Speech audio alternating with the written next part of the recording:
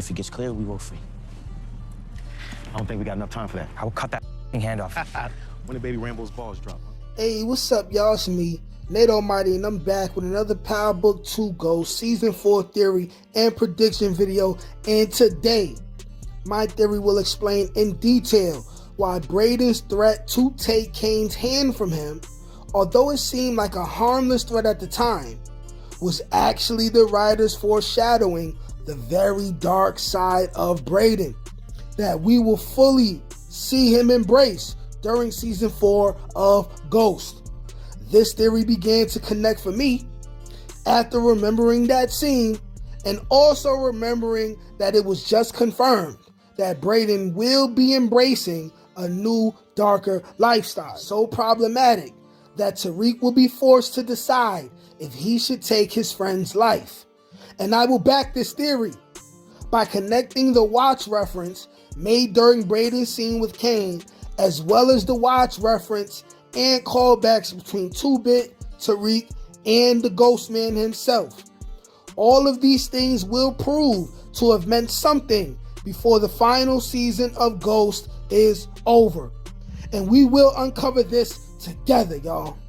This video is going to be yet another banger, so go ahead and like this video and subscribe to the channel so y'all can get this fire every day. Now, without further ado, let's get to it. All right, now, y'all, let's break it down like this. Let's talk about what could cause Braden to behave this way in the first place. And when I say behave this way, yes, I mean Braden ultimately cutting Kane's hand off to get Trace Weston's wristwatch back. The writers will humanize the Weston family and make us care for all of them. They will be forced to come together as a family in order to keep themselves safe from the Tejadas and Noma, even though Noma will be something that Braden will choose to keep away from his family. A lot of pain will be felt and blood will be shed between both the Tejada and Weston families, respectively, before it's all said and done. I also think we will see Braden and Trace become closer at some points. And if that happens, then you know Trace's days are definitely numbered. Becca Weston and Trace Weston will play very important roles in whatever ends up happening between Braden and Kane, respectively. And personally, I might add. Plus, Braden may have already shot Kane in the hand while saving Tariq's life. So before I break down what will happen, that will definitely lead to Braden liberating Kane from his own hand, I gotta remind all of you witnessing this masterful work right now about the significance of the timed wristwatch within the Power series. 2-Bit has Ghost Watch on right now, driving in Tariq's car. That watch and that car belongs to Tariq, and it's been popping up as far back as the robbery scene in OG Power. So because of that alone, we cannot overlook where I'm about to take all of you with this theory. Now, we know for sure Braden will indeed take a turn so dark. Tariq will seriously question for the first time if he should kill his best friend for becoming a liability. So now let's explain how Kane will use either Becca or Trace Weston to provoke Braden, eventually leading Braden to take Kane's hand. We will see Becca and Diana, first of all, form a friendship even in the middle of this war. Let's all remember that as of now, Becca and Diana are still roommates at Stansfield, making Diana a very important pawn that can be used by Kane at any time in order to send a message to Braden. And that message could be sent by Kane recognizing the friendship between Becca and Diana. Kane could kidnap Becca against Diana's will in order to bring Braden out. And another angle we could see is this. Monet could threaten the Westons with death in order to get rid of them. And the Westons could not expose the Tejadas without exposing themselves as well for stealing money from them in the first place. They did get themselves into this problem. So they have no choice but to basically do what Monet says or die or go to jail. And Monet's order will be to keep Becca in school so they can use her influence and her white privilege to move weight in Stansfield, while Diana oversees it and learns.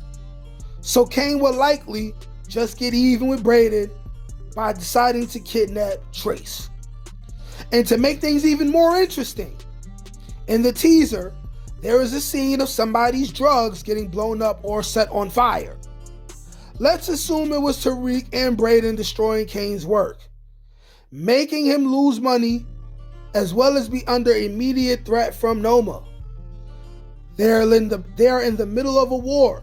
He could easily find himself low on funds and thus feeling very desperate. Okay? And this could also explain why Kane is in the middle of a UFC match, because that's weird, all right? Leading Kane to holding Trace for ransom, later resulting in Kane killing Trace. The reason being would simply be because Braden didn't make it to the location where Kane and Trace are at the designated time that Kane told him to be there, even if Braden happened to be on his way at the time. Kane could simply lose his patience and gun Trace down in a dark room as he sits there in a chair, tied up and scared. This could even be a scene reminiscent of the scene where Franklin Saint killed dude's father for playing around with his money as well, all right? Think about it. Kane probably would have planned to get the money and kill both Trace and Braden anyways. What if this was the mid-season cliffhanger? And if that don't happen, we already know that Trace is also a rat. So what if Trace manages to get caught trying to snitch on the Tejadas? This will still lead to Kane killing Trace, and we already know the dark turn Braden will take in season 4. Could this be one of the reasons? Kane spent 3 seasons literally bullying both Braden and Tariq. He will not continue to get away with that. He will be severely outwitted at some point, and it will definitely cost him. But the question is, how much? Because Kane will still have the watch of a dead Trace Weston by the time all of this happens. And even if Kane is caught and survives by some kind of power logic and plot armor, because we also know that that exists, he still will have Trace Weston's watch on his wrist at that point. And Braden already told Kane exactly what he will do to get that watch back last season. So Kane could end up surviving this said encounter, and by luck of course, but not without losing his hand. And to those of you who think it's even remotely impossible for Braden to do that to Kane, and if you think they wouldn't do something like that within the Power series, we have already seen in Power at least 2 examples of how the supposed villain of the show gains permanent war scars from being in the heat of battle. Kanan Stark had burn scars resulting from his fight with Ghost, plus a neck scar from Jukebox that we will undoubtedly see unfold, as we know that Raising Kanan has been given an extra season, okay? And also we have Unique, who a lot of us, including myself, currently believe is Breeze. He will definitely become a villain at some point, and we all know what happened to him as far as his fight with based off of the 5-point system. We are going to decide 2-Bit versus Kane. who would win. And like I said before, we're going to find out that it's closer than you think. So starting off with number 1, who spent more time in the streets? Obviously, because 2-Bit is older than Kane, he spent more time in the street. But maybe we would have to figure out exactly what age did 2-Bit into the streets. I'm pretty sure it's out there. I'm pretty sure I glossed over it. If you're aware of the point in OG Power where it was revealed a little bit of 2-Bit's backstory and when did he really jump off the porch, let me know in the comment section. We know that Kane was out there from very young. Lorenzo and Monet had him out there from very young. We know he did a little bit of juvie time, things like that, right? Kane, short for Hurricane. He earned that name while he was in the streets. So for number 1, who spent more time in the streets? You could say that 2-Bit spent more time in the streets because he's older. He's a couple years older. But then you realize that one does not smoke the other in this category, making it closer than you think. So I would say, I mean, you have to give it to 2-Bit, right? But it's closer than you think. So number 2 would be, who is the more aggressive person? We've had a little bit more time with 2-Bit, right? A little bit more time. But at the same time, it kind of balances itself out because even though we only gonna have Kane, as we know of, for 4 seasons, he has been one of the main characters and a fan favorite, and he's had quite enough screen time. So that can mirror and make it even with the extra seasons that we've seen 2-Bit and those extra scenes that 2-Bit has. And over the course of what we've seen from 2-Bit that has not been a part of this reaction, and what we've seen in the reaction, it's enough to compare to what we've seen in the reaction for Kane and what we know of that was not in the clips, right? And once again, it's closer than you think. Based off of the things that we've seen, I'm really gonna say 2-Bit still edges Kane out. 2-Bit edges Kane out because Kane seems to play around a little bit more than 2-Bit. 2-Bit has always been serious. He keeps that scowl on his face. Hardly ever smiles. We've seen all of Kane's teeth more than once. We've also seen Kane be involved with Effie romantically. Diana is his sister. Monet is his mother. It seems that he been around women more coming up than 2-Bit, it seems like. And that adds to the aggression that 2-Bit has. We have never seen 2-Bit associated with no woman. So when it comes to category number 2, who is the most aggressive person, you have to say 2-Bit. 2-Bit wins. Now, when it comes to number 3, who put in more work in the streets? Okay? Who put in more work in the streets? Here's the thing, right? Because Kane has more screen time, you could say, technically we seen Kane put in more work in the streets. Technically, we seen Kane put in more work in the streets. But let's remember that at the end of Power, 2-Bit was doing it at a higher level than we've ever seen Kane get to. So it's like,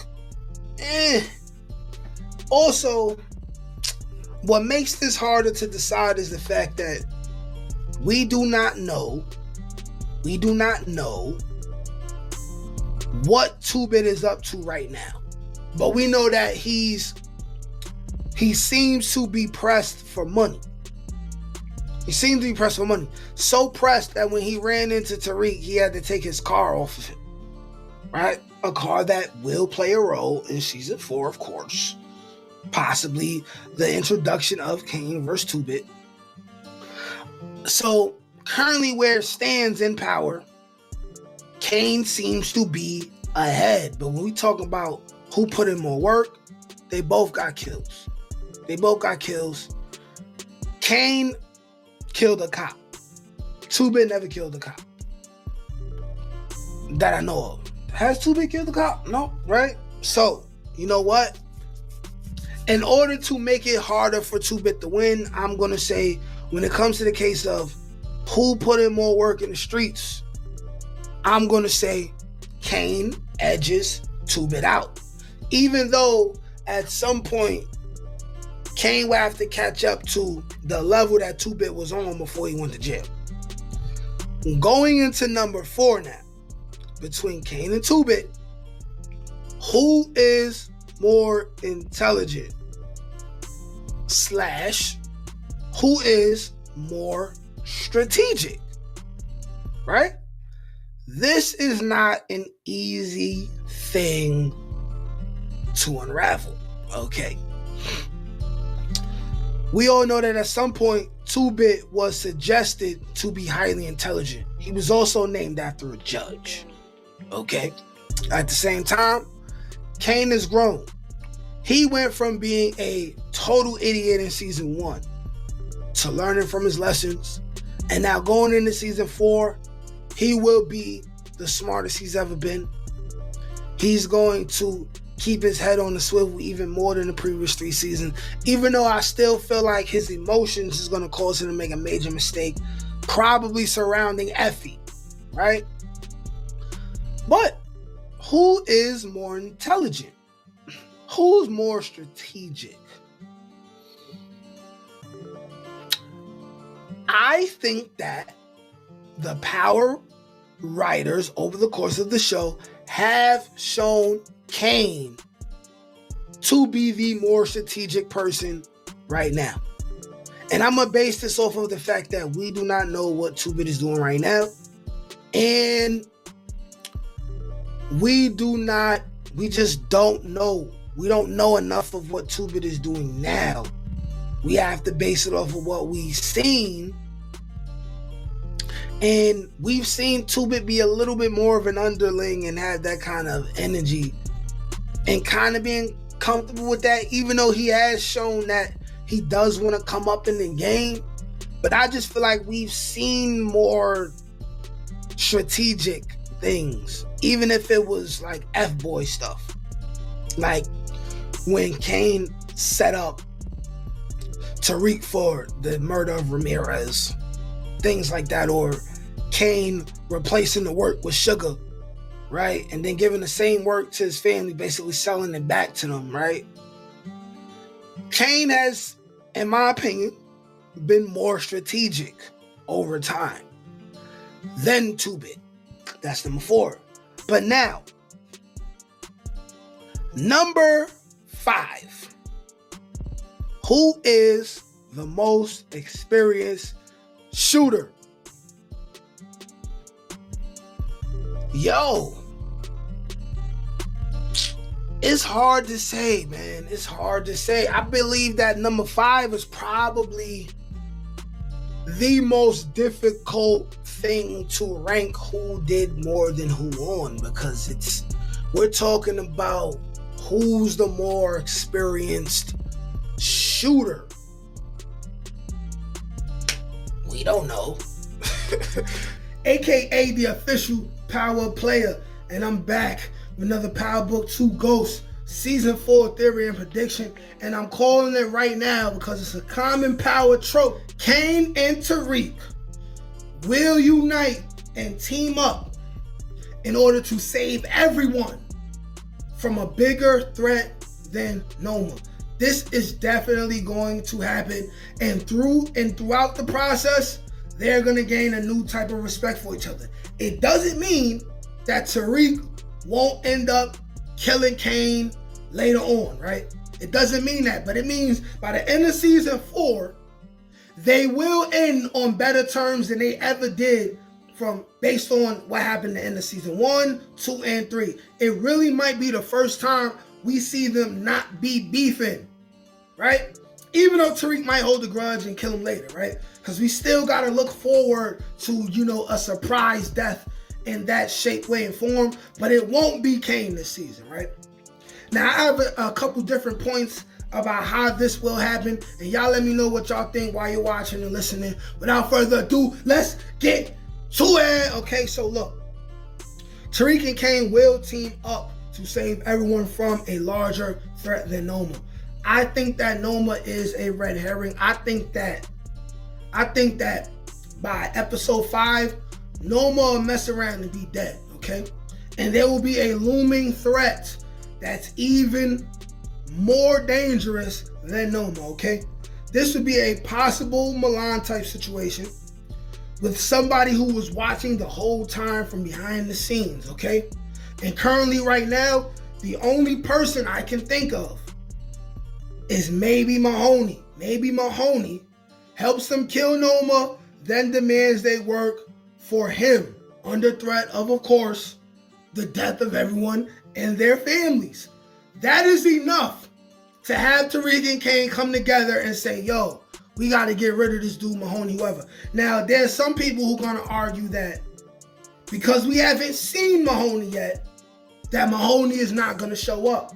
How many times has Power ever mentioned someone ahead of time and then they not show up? The Power writers don't do that. That was simply just an Easter egg for the future. They want you to think that because it was Mecca who brought him up, that because Mecca's dead, he ain't gonna come around no more. We ain't never gonna see no Mahoney. Here's the thing. Mecca was a high level like drug dealer / goat of global snitching. Mahoney is at a high level, okay? If Mahoney was Mecca's op, Mahoney is Noma's op too, okay? We may see Mahoney appear and we not gonna know he's Mahoney. He might just be someone who offers help to Tariq. And it goes against the 4-day laws of power. That law is despise the free lunch, okay? He's going to accept the free lunch, okay? It could be Mahoney. That's my first option for Mahoney. That's my first option as to the bigger threat than Noma. The second option for bigger threat than Noma is somebody in Obi's family. But let's keep going, all right? Both Kane and Tariq will step it up as the leaders and protectors of their respective families, okay?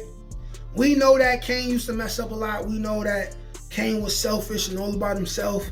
But after apologizing to Lorenzo for how he treated Lorenzo, and after Lorenzo saved Kane's life, Kane is now the patriarch of the family.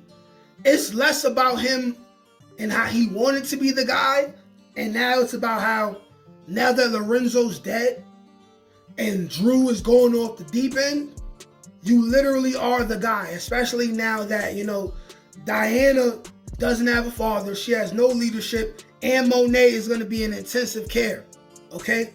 Kane is the person who he wanted to be, and it happened in a way he didn't want it to be, but he is that person now. So he has to deal with going to war with Tariq. It's going to be the hard lessons learned on both ends, and then while they're going to war with each other, Kane still is going to have to move weight and deal with the threat of Noma still. Okay? They're going to team up. They're going to team up, man. They both are the strength for each other's weaknesses, okay? What Tariq lacks in physical strength and physical brutality, Kane can compensate for that. And what Kane lacks in maybe a strategical mind, right? Or that extra level of savagery, right? That Kane denies that Tariq has, Tariq compensates for. You got to understand that in all due reality, right? A team with the strengths and skills and the potential, right? That has Tariq, Kane, and Braden, right? Them three as the big three, the top three of a team, This is bound to be a successful team. And although everyone has problems now, right? As long as nobody killed no one from the other side yet, as long as the truth comes out about who really got Monet shot at, there's always going to be room for them to squash it. And like I said in a previous video, because this video is going to come out after a video I put out earlier today where I said Kane already knows or may suspect that Diana and Drew are lying. Once Kane finds out this truth, because he will likely be the first one, it will make it easier for him to be able to talk to Tariq, because he will know that other than himself, he knew that Tariq had no intention of doing any harm to Monet, okay? But let's keep going, all right? Another thing that could bring Tariq and Kane together, they both may end up being screwed over by Effie, making it even more possible to team up. And what I mean by that is that we already know Tariq got screwed over by Effie more than once. I don't think Effie is ever going to have that opportunity again, right? I don't think she ever going to have that opportunity again. But Kane has not been screwed over by Effie yet. And now here's the thing, right? Effie is going to try to make Kane choose between her or his family. It's not going to work out.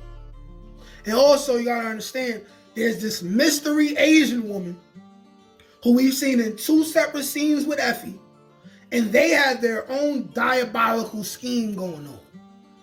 Effie may find the opportunity, being that the family is weakened, right, to execute whatever plan she had going for herself that had to do with this Asian woman. After this happens, and Kane finds out that Drew and Diana were lying, we are going to see Kane end up having a talk with Tariq. They will put their differences aside for the greater good and to save both of their mothers and their families. This will happen. Another point.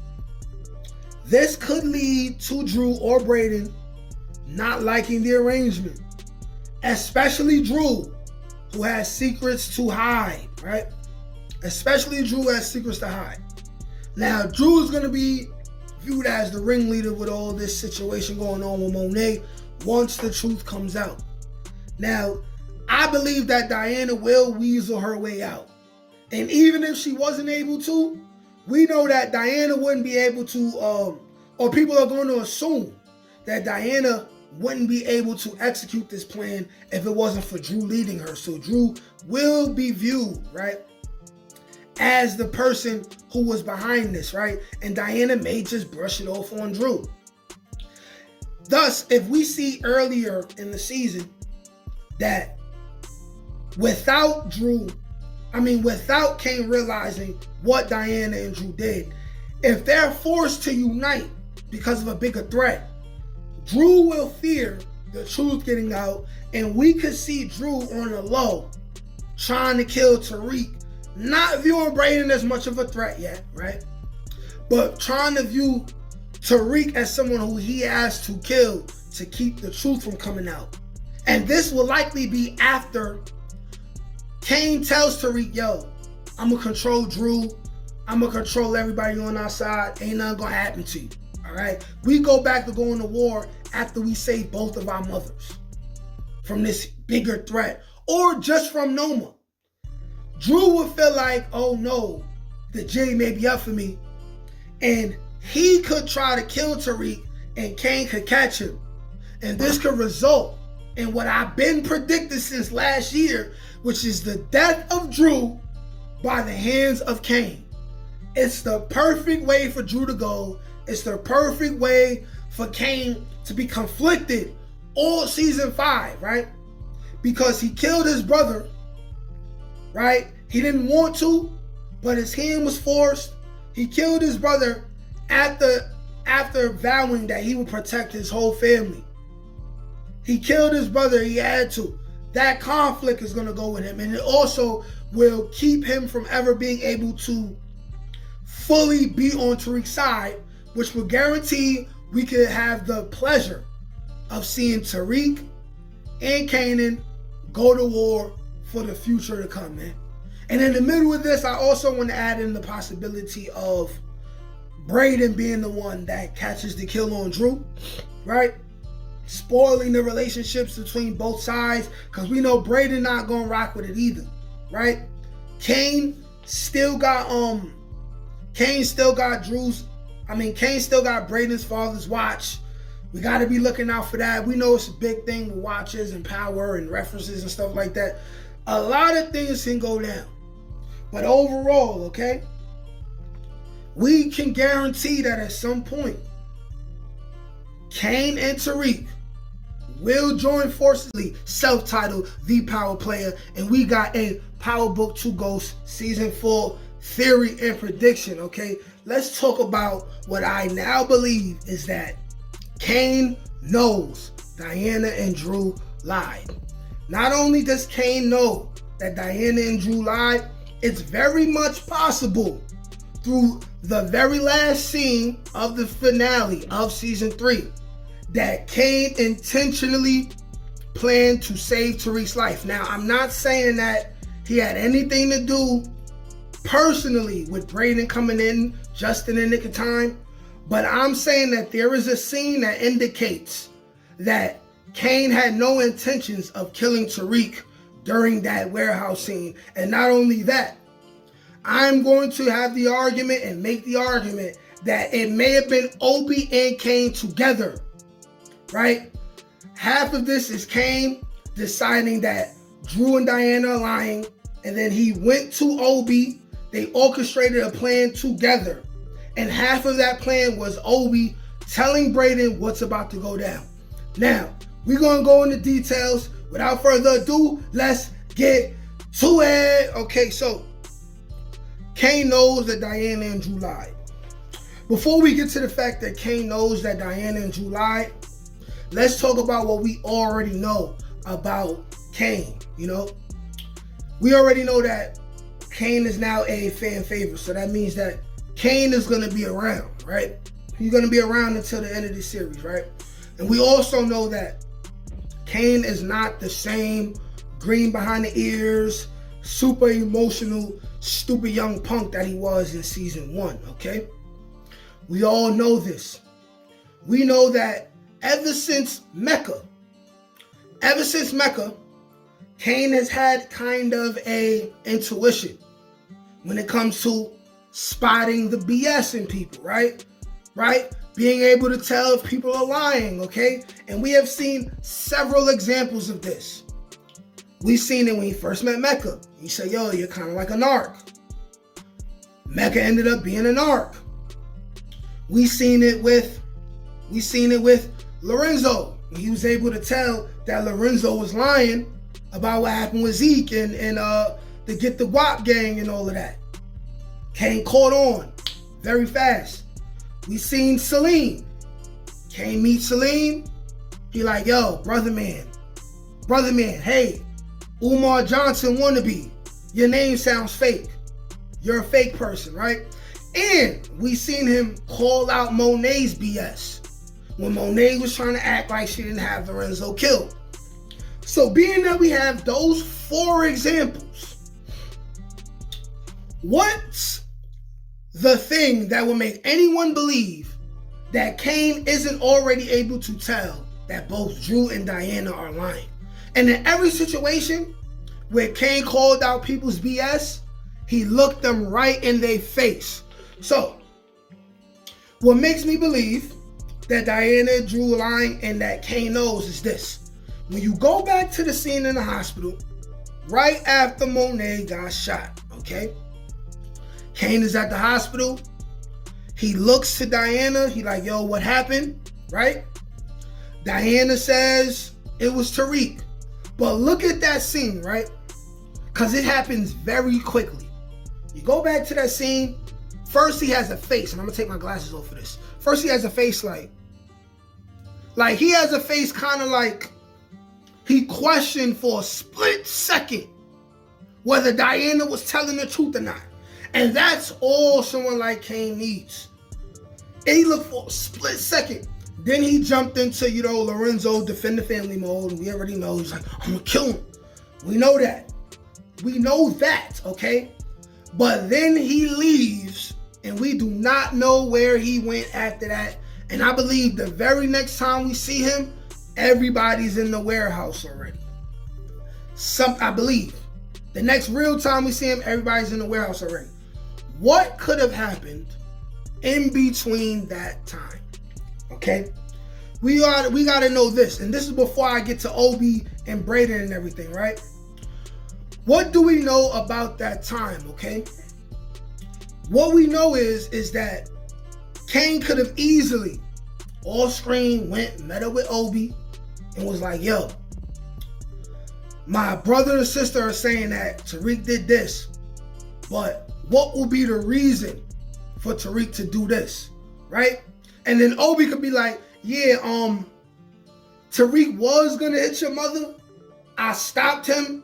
He was worried that your mother did this, that, and the third. He's worried that your mother gave Tommy the info to where his mother is at, this, that, and the third. And Kane would be like, my mother wouldn't do that. My mother will put the work in herself. She has no reason to do that. She trusts Tariq. And he will also say, one thing I do know is that Tariq never betrayed my mom. Kane is smart enough to put that together, okay? He is smart enough to put that together. So now, here's where Obi comes in, and after this, we're gonna get into the scene in the warehouse and why I know Kane was not intentionally trying to kill Tariq that day, okay? So, he spoke to Obi. They put a little plan together. They're like, okay, this is looking spooky. We don't know what we're gonna do, right? You already know, Obi wants Noma to be dead. Noma violated him. He's scared of Noma. Also, keep in mind, Obi's family, right? Somebody from Obi's family could end up being a next, huge, boss, right? And he probably we get Noma out the way. My people coming in after that. We don't know what kind of side deal Obi and Kane may have had, right? And then when you got Effie coming into the mix and Effie doing what she did, we don't know if Kane knew about that right beforehand. He may have found out about that literally right before Tariq stepped in the warehouse, literally right before, right? He might not even have seen that coming. But now, it could have been Obi who says, okay, I'm going to tell Braden that this is about to go down. He's going to come in. We don't know who shut the lights out. Did Braden shut the lights out? Or did Obi already have somebody? Or did Kane already have somebody turn the lights out in the warehouse? We don't know. But Obi's like, yo, listen, I'm going to tell Braden, boom, he going to come defend Tariq. All you got to do is make it easier by, soon as the lights go out, shoot Noma's guards or something like that, right? And here's the scene where we know Kane had no intentions on killing Tariq. The angle you see when Kane points the gun at Tariq right before Braden comes in. At first, he points it at Tariq. But right before Braden comes in, right before the lights go out, we'll see Kanan slightly turns his gun to the left, pointed directly at Noma's bodyguard. Why did he do that? Kane is an experienced shooter. Kane knows who his target was. It was Tariq. Why did he purposely take the aim off of Tariq and point it towards the bodyguard? It's because he knew for some reason that Braden was on his way. And I'm going to assume that Braden did not know that Kane had anything to do with it. But I'm telling y'all right now that something is going on between Kane and Obi. Or Kane and Obi had separate plans that ended up working for each other in a way because the main goal was to not kill Tariq. This is why I believe, the number one reason why I believe that Kane knows that Diana and Drew were lying, okay? Kane is a smarter person now. There is no way, right? Kane is gonna have any shadow of a belief, shadow of a doubt in his brother and sister, and then allow Tariq to be killed without him looking Tariq in the face and asking him directly, why did you try to kill Monet? Why did you try to kill my mother? All right? My mother helped protect you. My mother favored you even over me. My mother trusts you over me. Why would you try to kill my mother?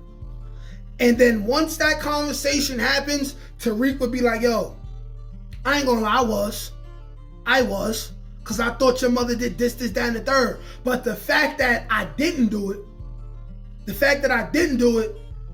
and your sister and your brother is lying on me, that should let you know what we dealing with. We dealing with your lying ass brother and sister. It was them, and best believe it's not gonna be hard to be able to prove that Monet did such and such. We know that Kay Egan has a security system set up at her house that Ghost helped put up there. It will show Diana in a red wig going to Kay Egan's house. That's all the proof they need, man. That's all the proof they need. I believe Kane knows Diana and Drew are lying. And I also believe Kane showed us within that last scene in the warehouse that he intended on not shooting Tariq, but shooting her bodyguard. Hey, what's up, y'all? It's me, Nate Almighty, and I'm back with another explosive, powerful, and incredible Power Book 2 Ghost Season 4 theory and prediction. And today, my theory will make you understand why Diana will be forced to change her story and blame Effie for shooting Monet, as well as setting up Kane as the fall guy and the one who gave Effie the drop on Monet at the time of the shooting when it took place. Now, a lot of y'all are overlooking some key details that makes this theory extremely plausible, and I'm gonna break it down and help you see the light. Let's remember, Monet did in fact attempt to kill Effie last season, and she already don't like Effie for being a Jezebel and going from Tariq to Kane, all right? So I'm gonna break down the two biggest mistakes Diana and Drew already made that will lead to them having to place Effie as the shooter, as well as betraying Kane and placing him as her accomplice. All that and more will be revealed in today's theory. Now, this video is gonna be yet another banger. So go ahead, like this video, and subscribe to the channel so y'all can get this fire every day. And much love to my most loyal subscribers who send the Cash App donations every day but wish to still remain anonymous.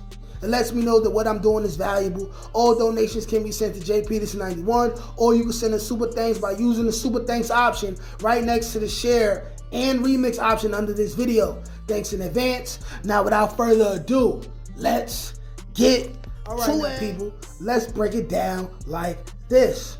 And first, let's mention some of the circumstances within the Tejada and St. Patrick family, but more on the Tejada side of things, that will cause a lot of confusion, that will ultimately lead to Diana feeling like she is forced to have to shift the blame to Effie and Kane. Monet initially will rule out the possibility that Diana is involved, because Diana was in the car with her at the time of the shooting. And although it wasn't planned to go that way, it ended up going that way. Also, the Tejada siblings don't know Tasha. Drew and Diana will have to deal with unforeseen problems due to this fact.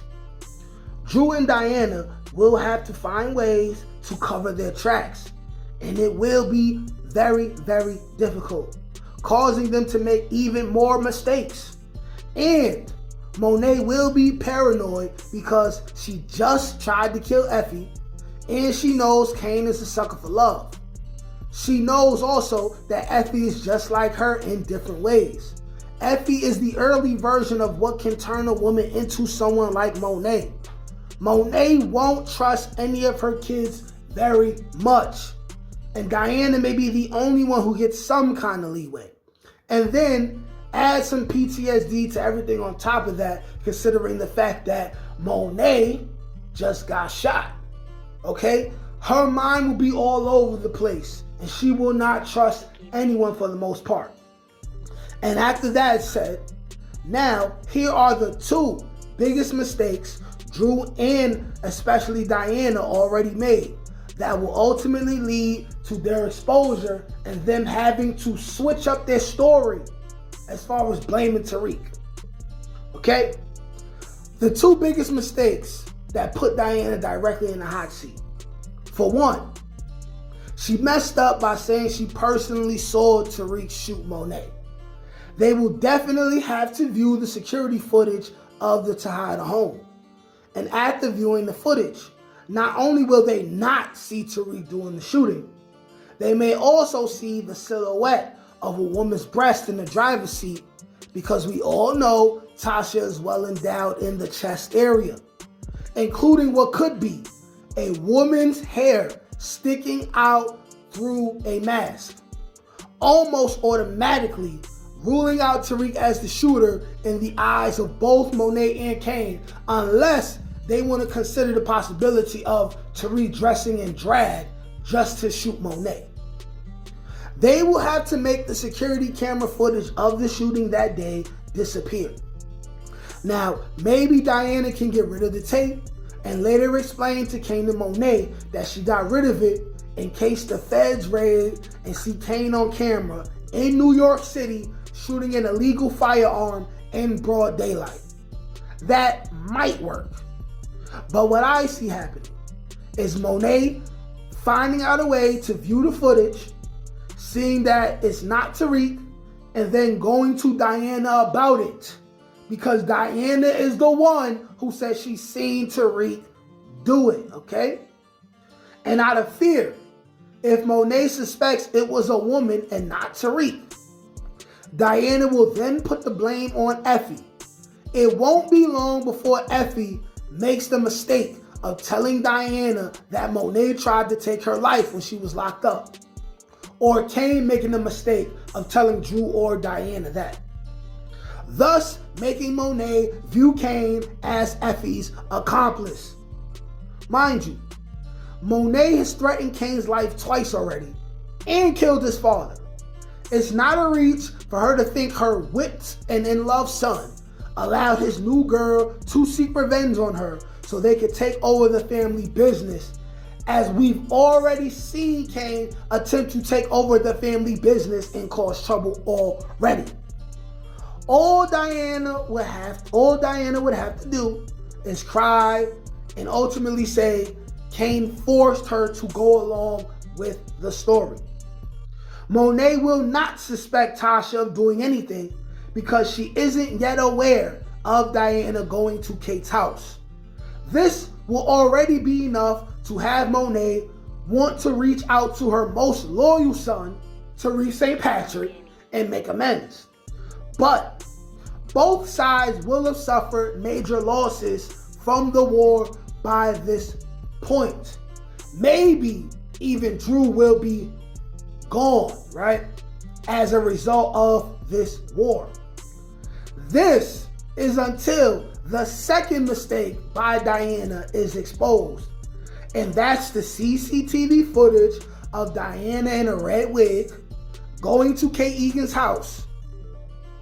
This is Tariq's ace in the hole.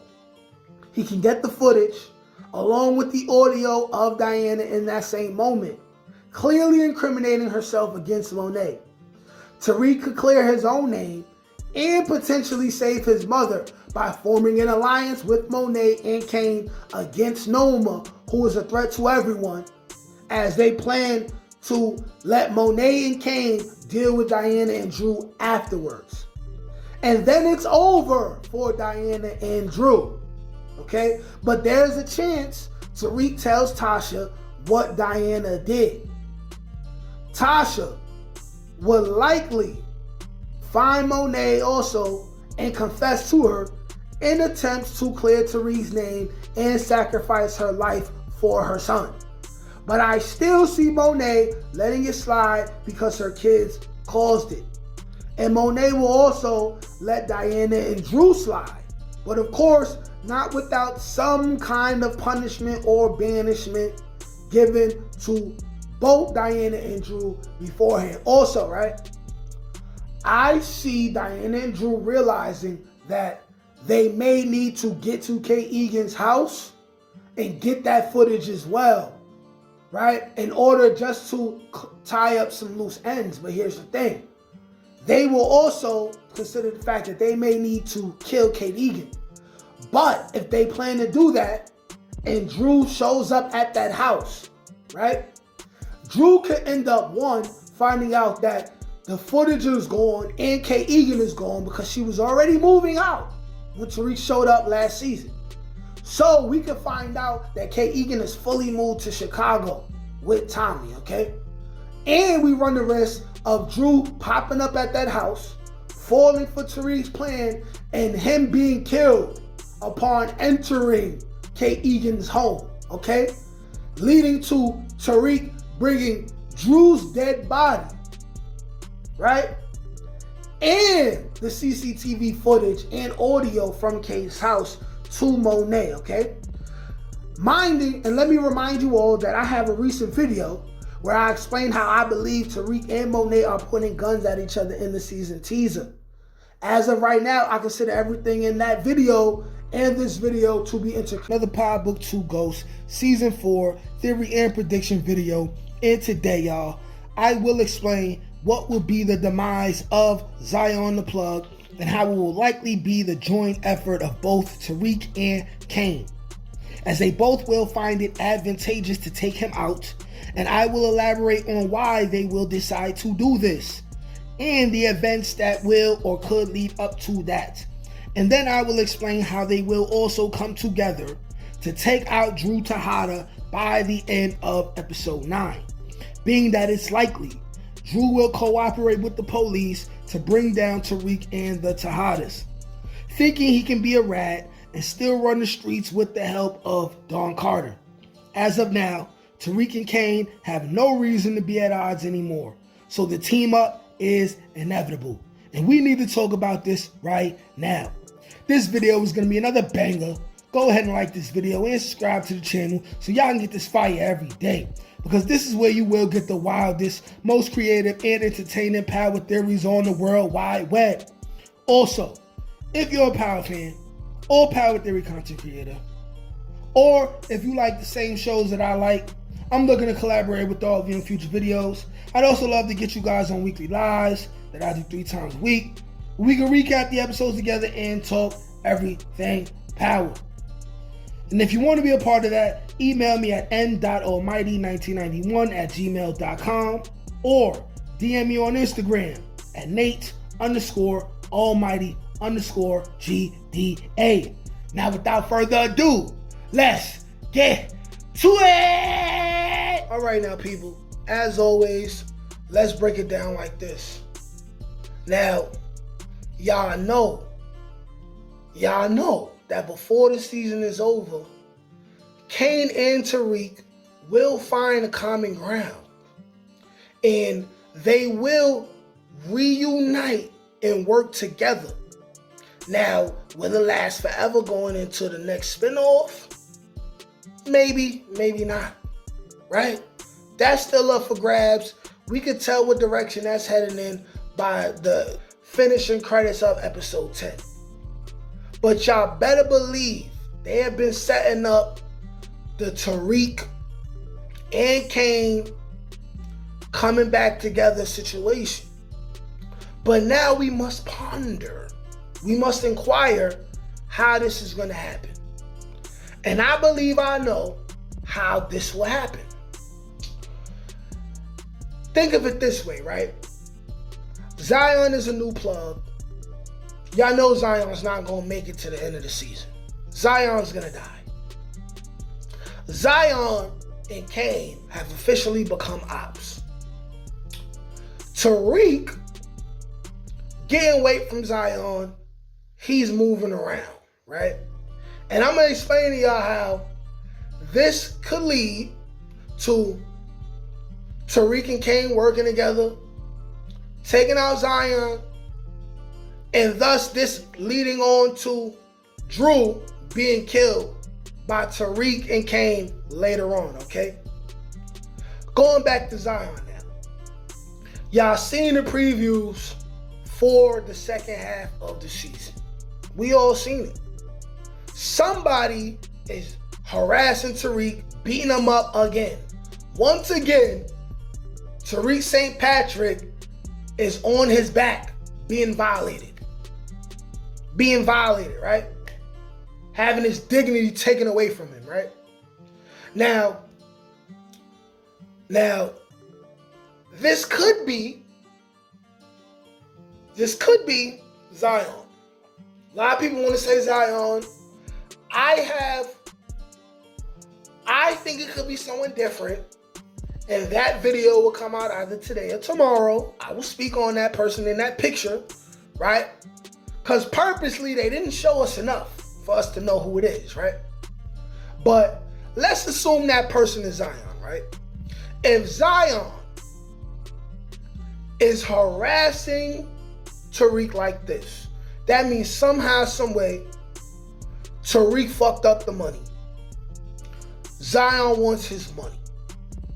Or he's going to kill Tariq and he's going to kill Braden. Right? At the same time, Zion obviously spraying Uzis and AKs at Kane in the preview. Right? Either he did that to Kane or he did that to Tariq. I'm going to assume it's Kane. Okay? So let's say he did that. So now Zion has made himself an enemy of both Tariq and Kane, who are currently right now, right? The two most dangerous people in the Power Universe. If Tariq owes Zion money and Zion threatened his life, right? Now this is the enemy of my enemy is my friend type of situation, right? Tariq will find it useful for him to help Kane find Zion. They kill Zion. And Tariq, of course, would say, all right, cool, I did this for you. You owe me a favor, or I need something, like before Zion is even deaded. Yo, I help you do this, you help me do this. They agree to it. We also seen that Drew's gonna be in jail. We know Drew's gonna get released though. But if he's in jail,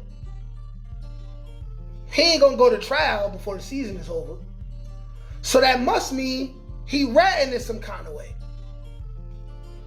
Being that Kane already don't like Drew no more, right? And he would have killed Drew if Monet didn't tell him not to. Drew being a snitch means that he probably said something that could bring down Tariq and everyone involved. So after Zion gets bodied, we have a situation now to where Tariq and Kane are using their antennas to find and locate Drew. So when we see like Effie trying to run from the cops and all that stuff, this could very well be Drew snitching, getting everybody wrapped up. Even though I feel like Effie is not going to make it to jail. She's going to slip away, right? She's going to slip away. But Drew has now become the common enemy of Tariq and Kane. So here's the thing, right? We could see a scenario play out like this. Tariq and Kane, they corner Zion, right? Because Zion shot at Kane. Kane is the person. No. Because Tariq wanted Zion going, it probably benefits them both. Some do it work, drug shit. We see Kane and Tariq point guns at Zion. Kane lets Tariq take the kill shot. Right? After Kane probably shot Zion and had him on the floor. In a situation similar to Professor Jabari. And then when they decide to go after Drew,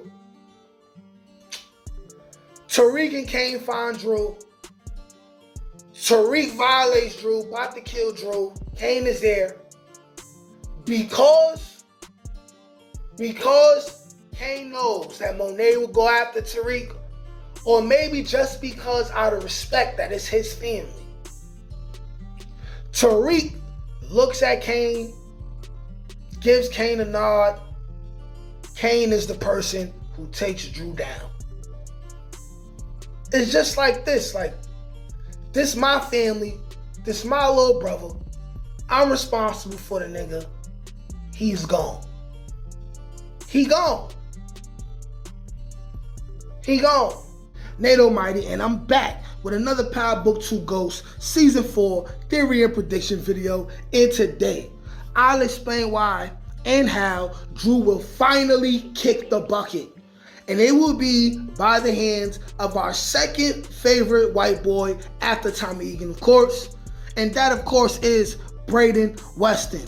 Now, we all have seen the new clip of Becca Weston unknowingly being kidnapped by Drew and Diana. Let's be logical. Although Braden has already killed 2 people, he has yet to even begin to become the savage that he is foreshadowed to be. That same savage that Tariq will question himself about whether he should kill him or not to save himself some trouble.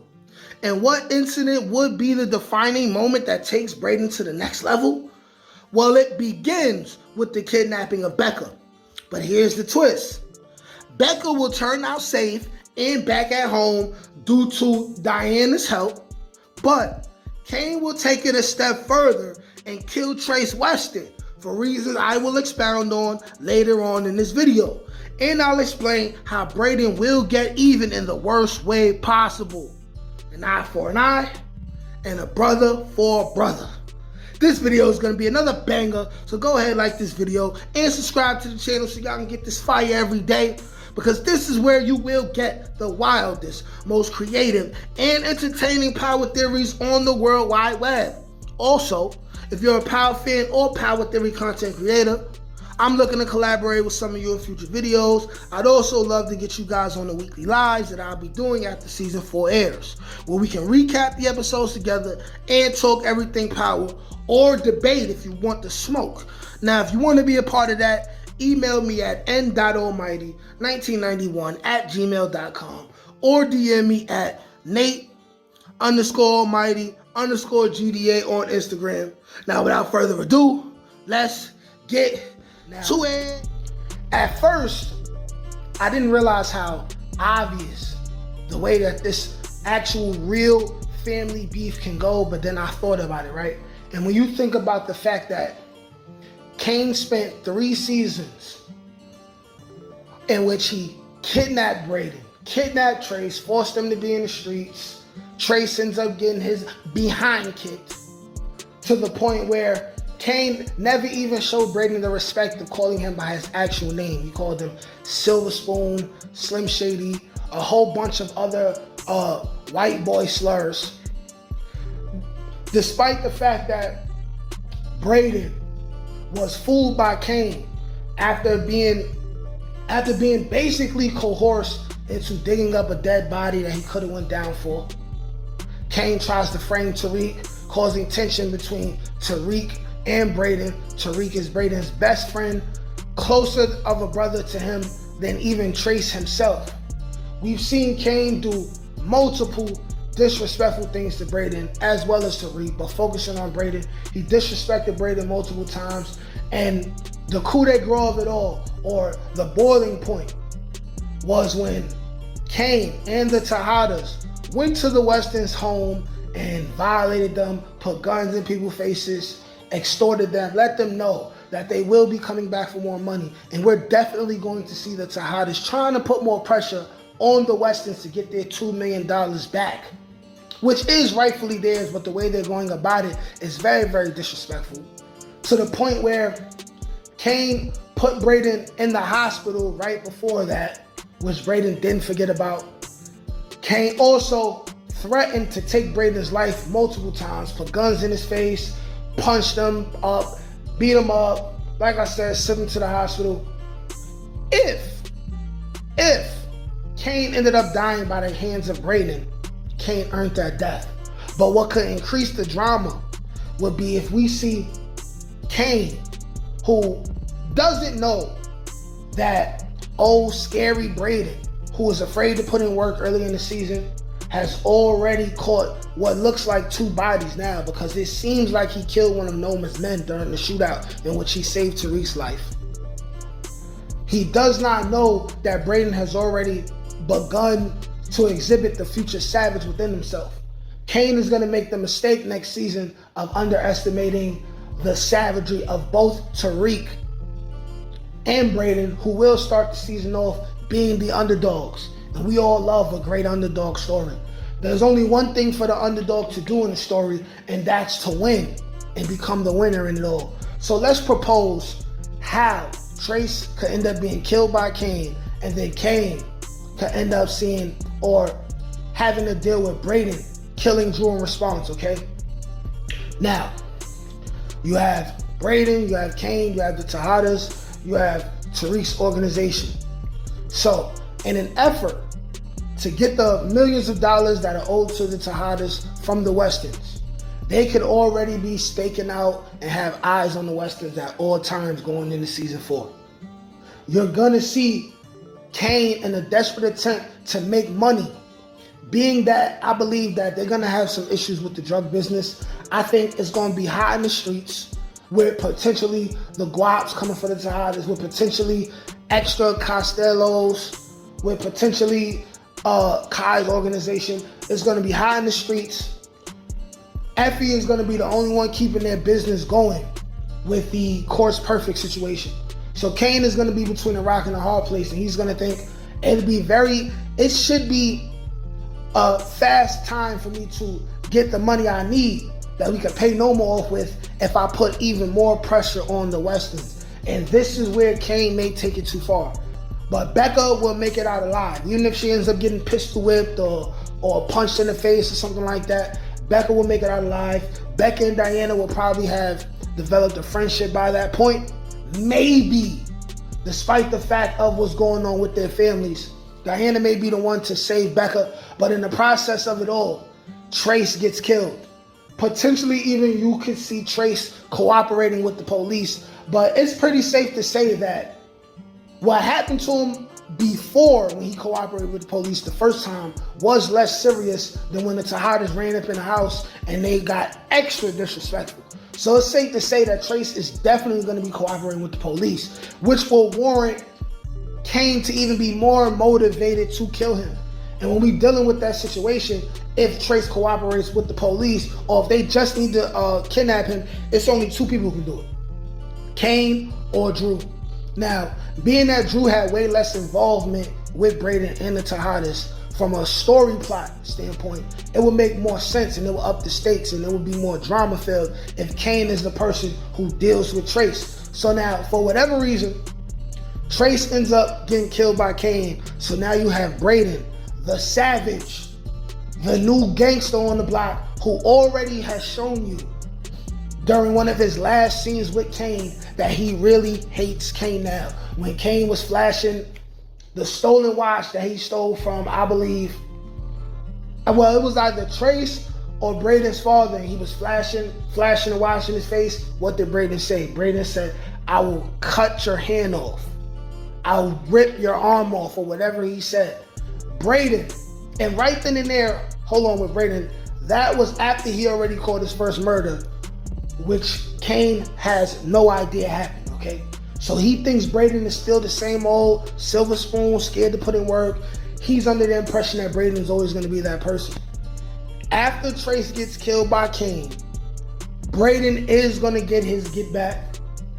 And the best way for him to do it is to be looking for Kane, can't see Kane, and then he sees Drew, catches the drop on Drew, and it's just like this. An eye for an eye, a tooth for a tooth, a brother for a brother. And then without even trying, Kane would have set the catalyst for what ends up being Drew's life being taken away, because best believe Drew's not going to make it. They've pretty much exhausted what they could do with him.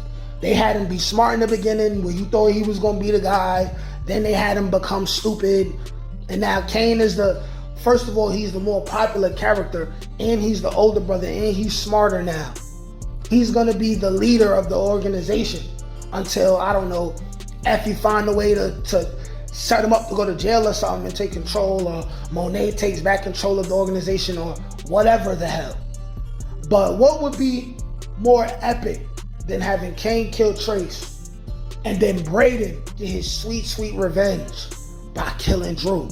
What could be better than that? I think we definitely need to see that. There's only a few ways where you could get rid of Drew where it would be epic to see how other characters are developed after it. There's only so many ways where Drew or Kane can be taken out where it would be like epic, like great moments in cinema history. And that's if you have Kane kill Trace, Drew is killed by Braden in revenge. Or you have Tariq kill Kane, but if you're gonna have Tariq kill Kane, then you would have to push it back some because we know they want to keep Kane around for a while. So in my opinion, I ultimately feel like Tasha and Monet, they're gonna come together at the end. They're gonna take out Noma, and then they're gonna say, kids, stop fighting. And I think they're all gonna try to get along with each other again, even though it's gonna be separated. But I ultimately think that Kane is gonna become the third man. Like Kanan was supposed to be the third man with Tommy and Ghost before he was set up. And I think that would be even great. And you could replicate the issues that Ghost and Tommy had with choosing the right or wrong people to deal with. When you have everyone squash their beefs because they had a greater enemy, and then they found reasons to still deal with each other. And then you have Tariq take Kane back in, and Braden have an issue with that. And Braden's like, hey, you know Kane violated you too. And he killed my brother. I want to kill him, don't you? He tried to set you up for the murder of Ramirez. Why are you dealing with him? And then, you know, Tariq doing what Ghost would have did and say, yo, it's good for business. We need him.